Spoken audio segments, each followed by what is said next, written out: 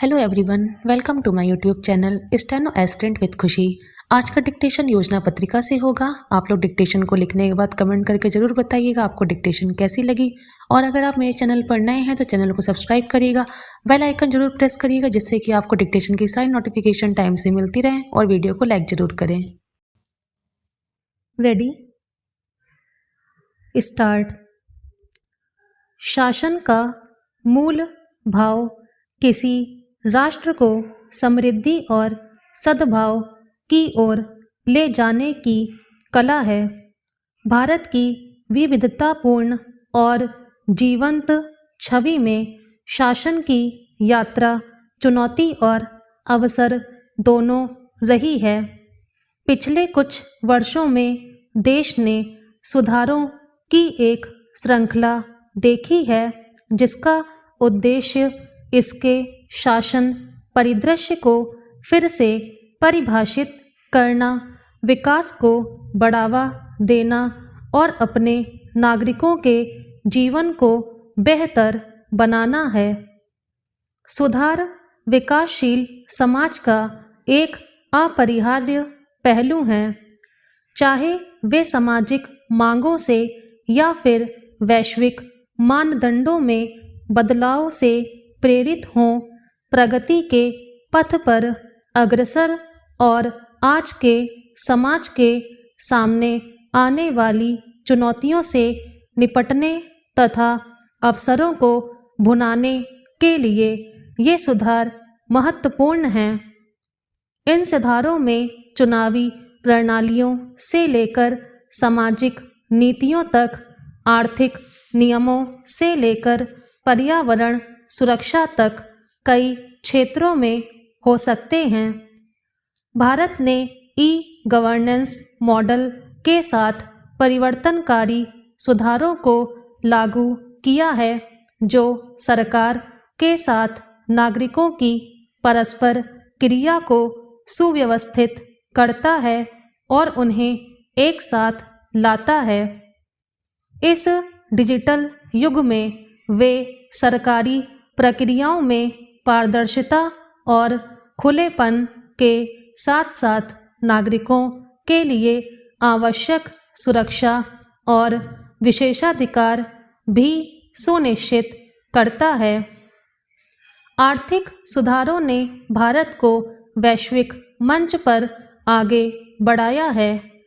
1990 के दशक में उदारीकरण ने विदेशी निवेश के द्वार खोले और आर्थिक विकास तथा नवाचार को बढ़ावा दिया।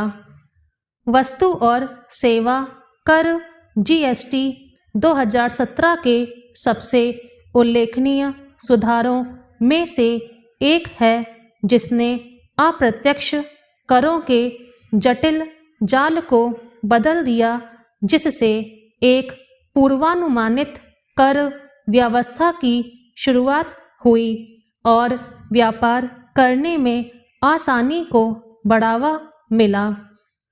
एक अन्य महत्वपूर्ण पहलू जवाबदेही को कई संस्थानों के माध्यम से मजबूत किया गया है। इसके बाद चुनाव आयोग, नियंत्रक एवं महालेखा परीक्षक, राष्ट्रीय मानवाधिकार आयोग आदि जैसे विभिन्न संवैधानिक निकायों की भूमिका आती है, जो एक लोकतांत्रिक और जवाबदेह शासन प्रणाली के कामकाज के लिए महत्वपूर्ण हैं।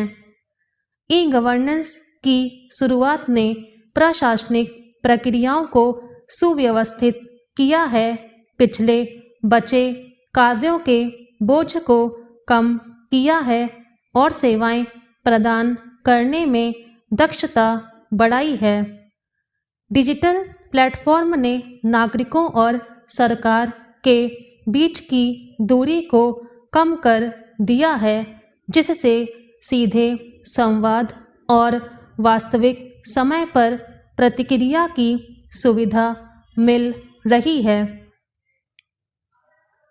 सामाजिक कल्याण के क्षेत्र में सभी के लिए वित्तीय समावेशन प्रदान करने और बैंकिंग सेवाओं तक तथा बीमा तक पहुंच सुनिश्चित करने के लिए प्रधानमंत्री जन धन योजना शुरू की गई थी।